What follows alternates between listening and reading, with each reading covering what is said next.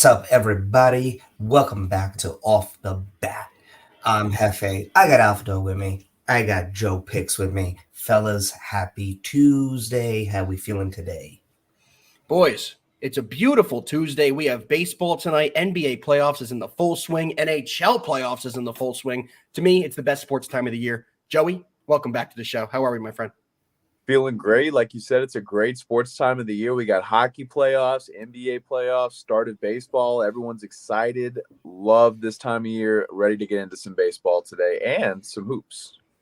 Little hoops, little surprise for later. We are going to be going over both NBA games. Super stoked for that. Hefe, back in the Hefe lab. How are you today? I'm doing well, guys. I think it's a really interesting slate of baseball actually today. Got a couple really big name pitchers going tonight. Couple that we're covering, couple that we're not. And then, of course, you got NBA playoffs, which at this point every day is taking the lead. Two humongous, huge 1 game 2, 1 game 1. We'll get into both of them. And you can tell that Alpha's already ready to circle. But let's get into it, guys. Let's give the guys some picks. All right, boys. Let's start off with the Braves Marlins. Speaking of great pitchers, Alcantara Day for the Marlins today, going up against the Braves, who are 19-10. What if I told you that Elder, who's starting for the Braves tonight, actually has a better record than Alcantara to start the year? 2-0, 2.17 ERA compared to the reigning Cy Young champions, 1-2, 5.04 ERA. Alcantara, is he going to get back to what we think he was, or is this what he is? Braves lineup's pretty good. What do you think, Alpha? Yeah, to me, this is an underplay, guys. If you take a look at the numbers that Hefe said, surprisingly, Elder's been the better pitcher this year. He's 2-0, 2.17 ERA. Alcantara, like you said as well, 1-2, 5.04 ERA. But it's Sandy at home against a Braves team that he knows this lineup. I think that they're going to have a good game, and it's going to be a low-scoring one here, all over the under. Joe, what do you think about this one? Yeah, actually, and it's under 7.5. Apologies, 7.5 is the under. I do like the under in this one, but this is an interesting matchup. Usually with the Marlins being this favored over anyone, I'd lean towards the Marlins. There's a heavy first five split where it's like minus 160 and the game is like minus 125, minus 130. I actually like the Braves here. Usually I would be on the other side, but over the weekend we saw Alcantara beat Elder in the first five, and then the Braves came back to win the full game. I think it flips here. I think the Braves are going to beat Alcantara in a low-scoring game, maybe like 2-1, 3-1, maybe 1-0 in the first five. And then I kind of see the Marlins either tying it late or coming back. But I like the Braves first five in the under here. I like it. I'm on the under with you there. Braves first five from Joey. Hefe, what you looking at? I actually, I'm going to take the same thing as Joey there. That's what I'm thinking. I'm thinking the value here is actually going against Alcantara early in the game. This Braves lineup is one of the best lineups in the league. Multiple big hitters up and down. Really no weak spots. And I'm not impressed with Alcantara to start the year. Remember last year, most of his wins were like 2-1, 2-0, 1-0. I mean, this guy does not get a lot of help.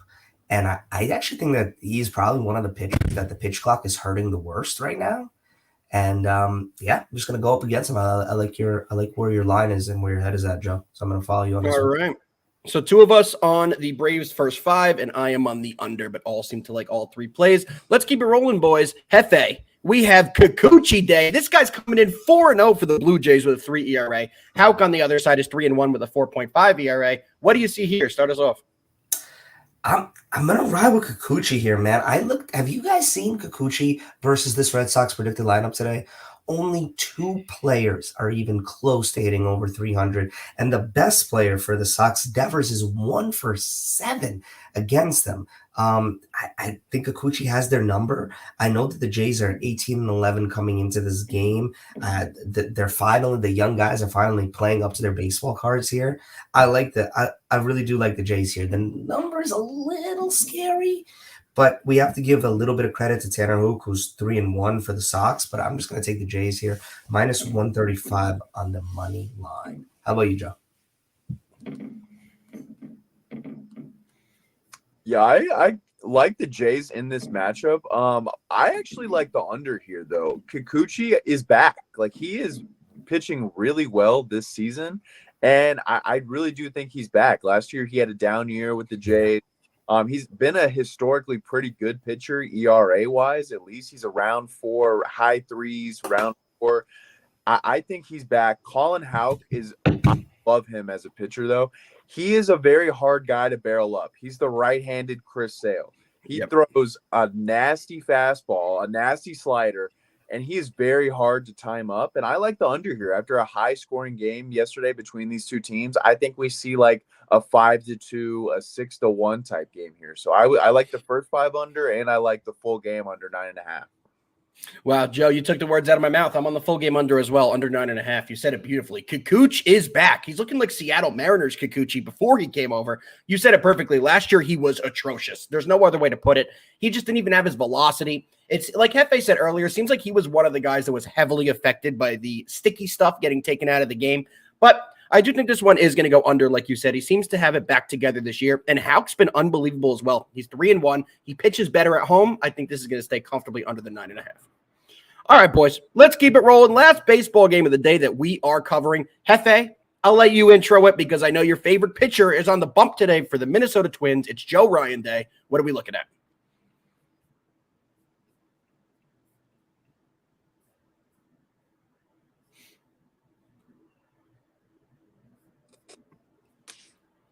I think you might be muted, Hefe, unless that's me. Yeah, I can't hear him either. We can't hear you, buddy. I think you're on mute. That's my fault, guys. I'm on mute. Joe Ryan, in my opinion, Joe Ryan is starting off the year as a favorite to win the AL Cy Young right there with Garrett Cole hand in hand. These guys are some of the best pitchers in the AL, in my opinion. 5-0 to start the year, 2.81 ERA, but the whip is way under 1 at 0.8. This guy is 36 Ks to 4 walks. I mean, he's really pitching great. Kopech 0-3 on the year. Remember when he was a top prospect? Yep. That didn't work out. How about the White Sox just not working out? 8-21. Hopefully there'll be big trade in the trade market during the All-Star break there because the Yanks sure could use some help. Well, anyway, I'm going to take the Twins here. I'm going to take them on the run line, man. I like this Twins team. I hate to say it. I really do. The lineup's good. Buxton's staying healthy, which hopefully can stay healthy for the whole year. I'm going to take them on the run line -1.5. It's a plus 100 odds. Man, let me tell you something. The Minnesota Yankees have been good. Yeah, I like the Twins. I think. Go ahead, Joe.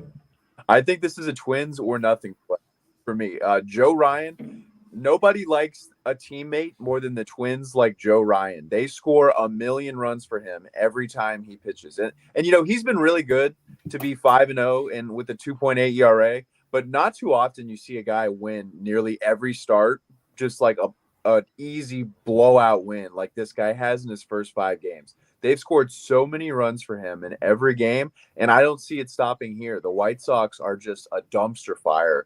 The worst team in the league this year. They have been less impressive than the Oakland A's or the Kansas City Royals. They are my worst team of the year so far. Wow. Just on their expectations, what they've showed, the hustle, the errors. They are the worst team in the league, in my opinion. And the Twins. Little frozen Joe. We got a frozen Joe for a second. Little cup of frozen Joe. First 5 and on the. Here we go. So Twins first 5, Joey. It cut you out for a second. So it was Twins first 5. Did you say first? Yeah, Twins first 5 is going to be my best play. Get that -0.5 run at like -110, I think, which is pretty good line value. Absolutely. Yeah, for sure. I agree with you here. I'm on the Twins -1.5 for the whole game. You take a look at the lineups and you take a look at the pitchers this year. Kopech's been atrocious, 7.01 ERA, and they haven't really – the Twins have hit him pretty good, the guys who have seen him previously. And on the other end, the White Sox have not seen a lot of Joe Ryan. Over half the guys have never versed him. I think the Twins get this done. -1.5 is my favorite play in the game. Hefe, it is time. Do what you do, baby. Knicks Heat, game 2 at the Garden. 6-point favorites are our Knicks. What are you thinking? All right. Obviously, there are multiple layers to uncover here. So let's go through it as fast as we can before we give the people the picks. Jimmy Butler went through morning shoot around today. Yes. Usually, that does speak to that player playing. I'm not going to assume it's going to be a game time decision. We won't know until after 5 p.m. Eastern Standard, but let's make this. I'm going to make my picks based on the assumption that Jimmy Butler goes and that Julius Randle does not go. I'm also not buying Wow. into. I'm also not buying into the Jalen Brunson injury. I think he's going to play sore, Agreed. whatever it was, ankle, knee. I think it was more gamesmanship than anything from the Knicks. So I'm Agreed. making my pick under the assumption Brunson is a go, Randall is not, and Jimmy Butler is a go. I'm going to take the Knicks first half. I think that the Knicks have this tendency to come out of the game strong, come out of the gate strong, make good decisions in the first and second quarter, come out with a different game plan than the game before, play good basketball, head down basketball, drive to the whole basketball, draw fouls, make the Heat uncomfortable in offense. I think the Heat are going to come out in a zone. It worked really well in the second half. Yes. In game one, and I think they're going to come out with that zone in game two. And I could only hope that Tom Thibodeau is literally watching hours and hours and hours of film on freaking Gabe Vincent, so he does not look like the second coming of Michael Jordan again. I think the Knicks come out hot. I think they take the first. I think they take the first half. I am trying to find the first half line right now as we speak. I'm going to throw it over to Alpha while I look for it, but that's my play. All right, I like it here. I'm taking the Knicks in the full game, guys. This is an absolute must-win situation for this team. I'm under the assumption that Randall is going to be back in this game. It does look like he will be there. Man. I think Randall's going to be there. I'm waiting to make an official play. I will say that. I do want to see the official lineup, but I do think Jimmy Butler is damaged goods right now. He severely rolled his right ankle in the game, and if he even gives it a go tonight, what can he really do? If Randall is back in the lineup, they're going to be driving. They will be doing a 2-3 zone, but with Randall in there, it's going to be hard to stop the 2-3 zone, especially with a guy like Kevin Love down there on him. Randall should be able to use his force against Kevin Love. Must-win situation for the Knicks. Knicks get these done. -6. Knicks Joe, -4 is the first half line. That's what I'm going with. Joe. Point lead in the first half. Sorry, Joe. Usually what I say during Knicks playoffs game, you can't come back on the show if you're taking the other team. I'll let that slide today. Let us know why you hate the Knicks. You think it's over for us and we're a terrible team. So I'm going to start off with a question. Did game one go over? I know it was 209, but I can't remember the total. Did it go It was over? 107-101, went under by a point. It went under by a point. Okay. I like the under, but I was hoping game one went over to take the under to flip-flop it. Mhm. But I like the under here. Either way, I think this is going to be a very lower scoring game with Butler hobbled. I think Randall is going to play, and I think that may hurt the Knicks in terms of some of their offensive fluidity. Randall is kind of a volume shooter, and he's not really very efficient on that end. He does put up numbers, but he's not usually very efficient. Brunson has been extremely efficient and been better at creating for teammates. So Randall being back in the lineup may hurt the Knicks offensively a little bit. But I don't know how Knicks cover this spread at all. I think Heat plus the points is the play.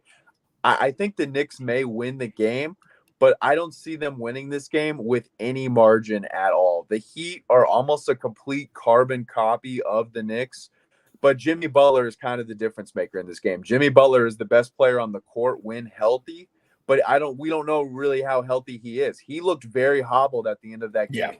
And Tibbs got completely outcoached down the stretch of that game. My God. Unbelievable, Joe. Not putting Jimmy Butler in any pick and roll situation. They didn't attack Butler on a hobbled at all one time. He just stood in the corner, and they switched off of him. He was on ball, and they did a pick and roll and switched off of him. It was horrible basketball. I will need to have a TED talk from Tom Thibodeau to explain to me why they played 4-on-4 basketball for the last 3 years.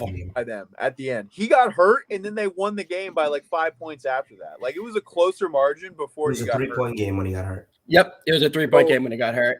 I love the Heat just because I think Spoelstra is – I don't think he's a better coach overall, but right now Tibbs is not really playing – he's not really coaching very well at the moment, which is weird to say. You don't usually say that about coaches compared to players, but I think the Knicks may win the game, but Heat are going to keep this close no matter what. So I'm rolling with the Heat plus the points. May even get up to +7, +8. Butler doesn't play. My big thing before we get over to Lakers Warriors is, can the Knicks hit open shots? They were 7 of 34 from 3. They shot 20% from 3 at home in the Garden. They've been one of the better three-point shooting teams in the playoffs. If they want any chance to win, they have to hit the wide open looks. I think we'll see that tonight. Boys, let's move on to game 2 of the night, who I don't know if anyone thought we'd see this matchup. What happened with the Lakers making this run the second half? They've been unbelievable. Hefe, what do you think about this one? All right, man. Game 1, Lakers Warriors. This is the NBA's dream television matchup. First game, -4.5 Warriors, home team. Look, I actually think, like, on paper, they match up pretty well. I just have no freaking idea who the Lakers possibly even remotely think is going to stop Steph Curry. Jared, it cannot be Vanderbilt. He's a great defender, but Curry's going to run circles around him. Who's it going to be? Schroeder? D'Lo? None of these players can even remotely keep up with Curry. It comes down to that matchup on that side. On the other matchup, on the other side, I apologize. It comes down to Andrew Wiggins. Andrew Wiggins has to stay in front of LeBron, keep LeBron off ball. That's the two matchups I'm looking at. Who is guarding Curry, and how much can Andrew Wiggins affect LeBron's game? I think the Warriors take this game 1. I'm going to take them by the spread. They are an extremely different team at home than on the road, other than when Steph Curry decides to go berserk and drop 50. And I think that's the question. And I ask it to you guys. Who is guarding Curry on the Lakers team? It's a good one. It could be Reeves. You really don't know who you're going to get out there to start. But I have a question for you on the other end. Who's guarding Anthony Davis? He is going to absolutely eat in the paint.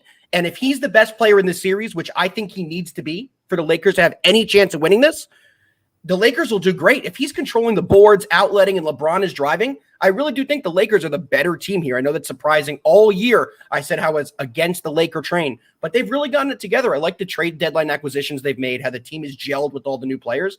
I think the Lakers get this done. The line is currently up to a 5. We've had the line from before the show, but the line is now up to +5. I'm all over the Lakers +5. I'll let that out. I was looking up receipts on Twitter from everyone that was saying Sabonis was going to eat up Looney in the paint. And how is Looney going to guard Sabonis? How are the Warriors Sabonis off the board? Looney completely dominated him. All right. Yes, he Sabonis, did. He put Sabonis in a blender for 7 games. All right. People are now talking about Kevon Looney's rebounds and how Sabonis was over. Sabonis is going to make an All-NBA, and Looney put him in a blender for 7 games. He won the NBA rebounding. Yeah. He won the rebounding title. Anthony Davis is phenomenal, but Looney is good enough at his role to control him. Looney knows he doesn't need to score. He needs to defend and rebound and guard the paint. Yes, that's true. I think Looney can do that well enough to make sure AD doesn't go off for 30 and 20. And other than that, I don't really have a good read on this matchup so far. I like the Warriors just because they're at home. The Warriors are a different animal at home. So I'm going to roll with the Warriors minus the points tonight just because I like them at home. I think they're going to have some momentum after this game 7. The Lakers have had some time off. I don't exactly think that's always a good thing for a team in rhythm playing well. I think that the team in rhythm, you want to keep playing. You don't want to have a lot of time off. The Warriors are in rhythm. They just had a crazy game. I like them at home tonight. I like it. All right, boys. Today, it's a little smaller slate, so I'll only make each one of us give out 2 best bets for the show. I'm going to start it off. My first best bet, I am going to take the Lakers, despite what everything y'all just said, +5. Even if the Warriors win, I do think it's going to be within 5 points. I think this game ends within 5 either way. Give me the dog with the points on the Lakers. Second favorite play, Braves Marlins under 7.5 at -115. Joey, what are your 2 best today? Yeah, my first best bet is going to be the Braves first 5 plus the half run, probably around -110. I think Elder is going to give up 1 run at most. He's been Greg Maddux-esque to start the year. I think he gets off to a good start, holds the Marlins down. My second pick is going to be Twins first 5 minus the half run. Kopech's been terrible. Joe Ryan has been elite. Twins score a ton of runs. I think the Twins get through the first 5. So Twins first 5, Braves. I'm going to roll with Joey there. I'm going to take the Twins. I'm taking them on the full game run line, -1.5, +100 odds. Little plus money winner. Joe Ryan, Michael Kopech, White Sox bad, Twins good. Simple enough analysis. And next, we move on to the Knicks. I'm taking them on the first half, guys, -4. Not only do I expect, I demand this team to come out with a fire under their ass like they know they cannot lose this freaking game. No Julius Randle, that should not matter or dictate the tempo and the energy that they come out with tonight. They need to start this game hot. They cannot play from behind. Knicks -4, first half. Twins -1.5 on the run line at even +100 odds are my 2 best bets. Lair? All right, Hefe. Guys, we will be back on Thursday. We're not here tomorrow, but we have a full day on Thursday. Get ready and let's cash those Knicks tickets. We'll see you guys. Peace.